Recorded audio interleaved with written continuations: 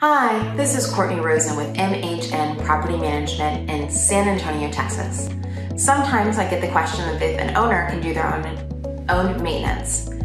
We really don't recommend it, and actually we highly discourage it. One is that if you have a tenant in place and the owner goes and does maintenance, now you have contact. And no matter how many times the owner goes over and says, "Oh no, I'll present myself as a vendor," the tenant always knows. They'll call and tell me, "That was the owner, wasn't it?" So I will say, one, you're gonna be having immediate contact with a tenant. One recent example of an owner that wants to do their own repairs is a washing machine that went out. According to Texas, the washing machine only has to work for the first 30 days of the lease. This was way past that. We had already done a renewal.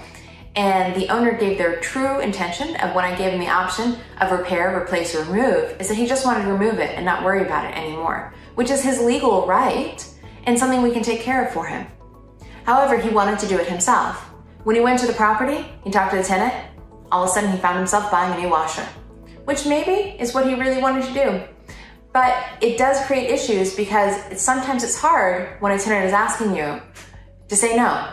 And it does create sometimes a telephone effect between property manager, landlord, and tenant, making the property manager less effective.